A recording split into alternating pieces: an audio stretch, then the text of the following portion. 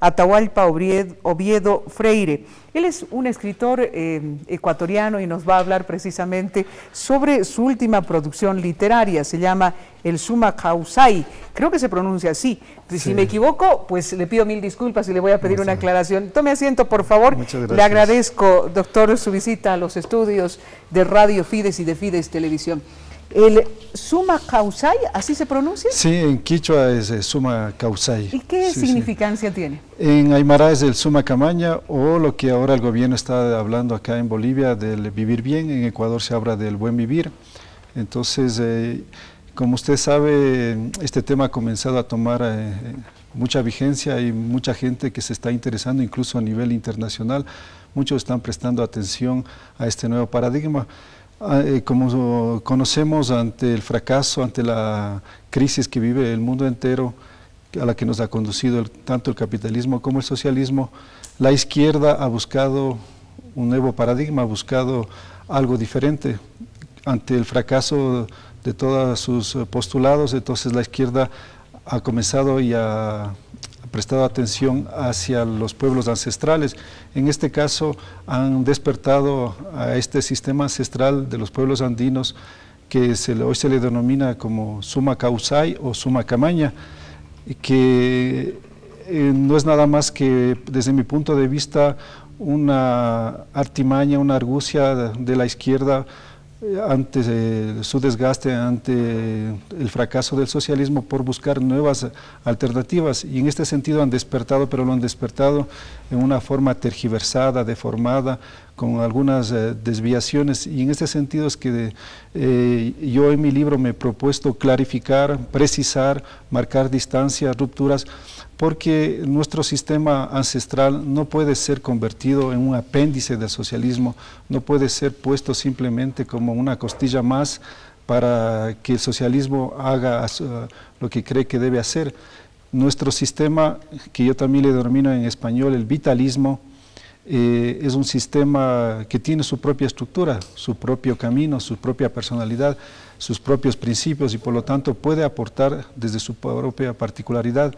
Y después pues quizás podríamos hablar de complementariedades, de integraciones, pero es importante de que se respete en su esencia, en su proceso propio, y en este sentido es que es importante de que los pueblos andinos tomen una actitud más firme, más serena en este proceso, y no nos perdamos y no nos hagamos nuevas ilusiones de las tantas que nos hemos hecho en todo este proceso, y otra vez estemos nuevamente en nuevas aventuras, en nuevos experimentos, y por lo tanto nuevas desilusiones, nuevos desencantos. Entonces yo pienso que hay que asumir con seriedad, con responsabilidad nuestras tradiciones, y no asumir una actitud folclórica que simplemente nos puede llevar a que esto sea una moda y después desaparezca. Entonces yo he asumido ese reto, esa responsabilidad de profundizar en este tema, de ir al fondo, a la raíz, para establecer la diferencia, ¿no?, con el capitalismo y el socialismo. Y de esta manera presentar, además, es una propuesta mundial que estoy haciendo para todos los indignados del mundo entero, todos los desencantados, todos quienes están luchando en Europa, en Estados Unidos, en el Asia. Todo el mundo está demandando un cambio de paradigma, no un cambio simplemente formal de un dogma a otro dogma como hemos vivido todos estos años, sino que necesitamos dar un vuelco total, ir a la raíz, ir a la base de todo esto. Y esto tiene que ver con trastocar todo el sistema patriarcalista, monoteísta, monárquico, reduccionista, materialista, que nos hemos manejado especialmente estos dos últimos 2000 años. Los 2000 últimos años que hemos vivido ha sido un proceso en donde la mujer, la naturaleza, la sensibilidad, la sexualidad ha sido minimizada, rechazada, y ha habido un proceso de apenas unos 100 años en donde la mujer comienza a ser revalorizada, y todas las luchas feministas en ese sentido. Lo mismo los grupos ecologistas, ambientalistas, han buscado que haya un replanteamiento de la relación con la naturaleza. No podemos seguir en ese mismo proceso.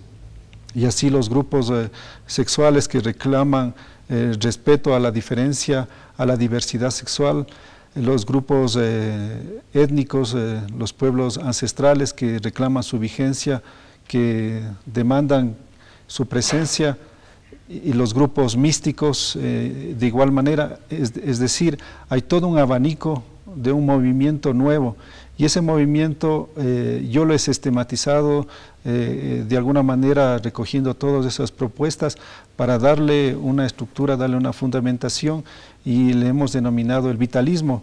Entonces estamos proponiendo como un sistema, como un nuevo paradigma alternativo, totalmente diferente a lo que ha sido las propuestas desde el paradigma de Occidente, con sus líneas de izquierda y de derecha. Entonces nosotros estamos replanteando desde los principios de los valores de las culturas holísticas, integrales, con principios sistémicos, guardando una relación de concordancia, de simetría con las leyes del cosmos. Es decir, el propósito no es reproducir esquemas que nacen del ego humano, que nacen de algún iluminado, de algún elegido, sino seguir el modelo de la vida, el modelo de la naturaleza. Summa Causai. ¿Qué es Summa Causai? Es el título del libro y hay un subtítulo. Tercera vía, vitalismo, alternativa al capitalismo y al socialismo. Es la segunda edición del doctor Atahualpa Oviedo Freire. Y permítame compartir un párrafo del prólogo en la edición ecuatoriana que escribió Alberto Acosta, que está precisamente en este texto. Titula El buen vivir desde la periferia social de la periferia mundial. En una encrucijada del camino, subtitula. América Latina, a partir de una renovada crítica al desarrollo convencional, se encuentra en un interesante proceso de reencuentro con sus orígenes. Por un lado, se mantiene y recupera una tradición histórica de críticas y cuestionamientos que fueron elaborados y presentados desde esta región hace mucho tiempo atrás, pero que quedaron rezagados y amenazados de olvido. El sistema andino tuvo un proceso por lo menos de 10.000 años, donde se fue construyendo, se fue estructurando y formando y guardando una serie de principios, de categorías que se establecieron lo que fue la economía, la administración y todo su proceso de vida, hasta que llega la conquista, la invasión española y se produce la ruptura. Y en ese proceso venimos a una etapa de lo que se denomina el colonialismo, en donde se establecen otras categorías, otros parámetros, otras formas de concepción y de relación con la vida, impuestas desde Occidente con otras formas de dimensión de la vida. En este sentido es que se va paulatinamente imponiendo mediante la fuerza o diferentes mecanismos para cortar con lo que era el propio proceso natural, autónomo, propio, particular de los pueblos andinos. En este sentido, este sistema se fue paulatinamente escondiendo, adormeciendo y básicamente se mantuvo en su forma originaria en los pueblos aislados, digamos así, en los pueblos que hoy les llaman no contactados, aquellos pueblos que decidieron alejarse totalmente de este sistema civilizatorio que comenzaba a anularles, a resquebrajarles, entonces pusieron como mecanismo el aislarse y de alguna manera también en ciertas comunidades alejadas de los medios urbanos que guardaron sus sistemas de vida, y aquellos grupos que se acercaron más a la ciudad y estuvieron más cerca de estos procesos coloniales, prácticamente fueron desapareciendo. Su cosmovisión, su cultura se fue de alguna manera folclorizando y perdiendo su identidad. Entonces, en este proceso de 500 años ha habido un adormecimiento y hoy advenimos a un despertar, a un renacimiento, a un resurgir, que coincide con las profecías o las guías o los señalamientos que dieron nuestros abuelos de que este proceso duraría 500 años, luego de lo cual habría un despertar, un resurgir de nuestras tradiciones, y así está sucediendo. Y lo interesante es que esta es una propuesta que nace desde aquí para el mundo entero. Bolivia se convierte en el centro del mundo de este renacimiento. Aquí es donde nace y toma cuerpo por el hecho simplemente de que ya está en la Constitución de Bolivia, sí con algunos elementos que estamos en desacuerdo, que no estamos en la misma percepción, pero lo importante es de que ha emergido y desde aquí comienza un nuevo proceso. Entonces lo importante aquí en este momento es justamente cuidarlo como una flor, como una planta, de tal manera que vaya a florecer y no vaya a ser cortada de la noche a la mañana. Y lamentablemente podría suceder, porque en muchos de los casos estamos viendo que aquí en Bolivia, quienes abrieron esta puerta, que son los que se denominan los socialistas del siglo XXI, vienen ejecutando una serie de políticas, de acciones que realmente contradicen y están en contra de todos los postulados y todos los principios del Suma Camaña, ¿no? Esterman, otro prólogo, pero de la edición boliviana, escribe precisamente lo que está mencionando usted en este libro. Dice parte de lo que dice Josep Esterman. Diferentes conflictos políticos y sociales han hecho manifiestas últimamente esta heterogeneidad y hasta incompatibilidad de distintas acepciones manejadas por los movimientos sociales, sectores estatales, ONGs, intelectuales y personas desilusionadas.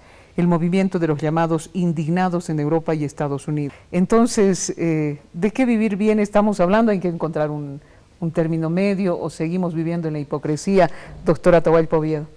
Bueno, se dicen muchas cosas, se dicen bonitas palabras, pero una cosa es las palabras y otra cosa son los hechos, los actos. Estamos viendo de que se habla del vivir bien, pero es un eslogan o simplemente es un refrán para querer asumir una posición, pero en la realidad, en los hechos concretos estamos viendo totalmente lo diferente.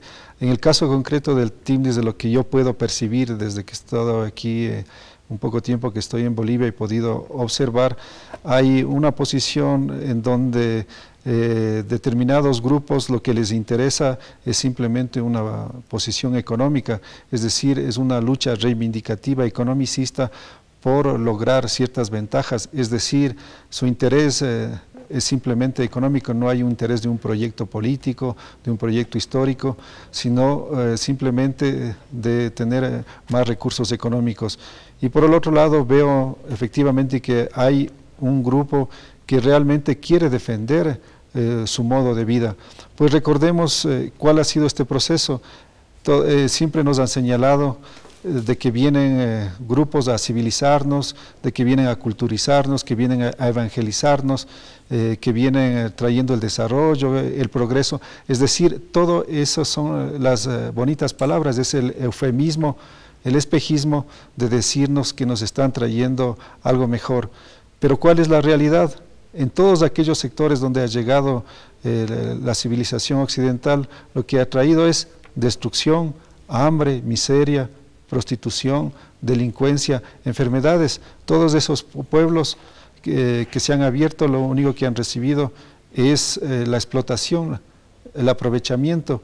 ¿Por qué? Porque lo que únicos que se benefician y a los únicos que les interesa que se abran, en este caso el camino, son a las compañías transnacionales, al capital extranjero o a las grandes empresas nacionales que quieren sacar más recursos naturales. Entonces estamos viendo que hay otra concepción, otra visión del país, de la realidad, del mundo en que queremos vivir.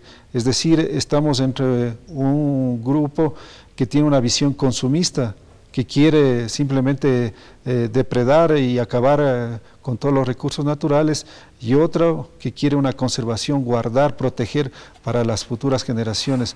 Entonces son dos modelos, dos posiciones, por lo tanto dos paradigmas, y eso nos demuestra claramente que no hay diferencia entre los socialistas y los capitalistas, a la final son los dos lados de la misma moneda.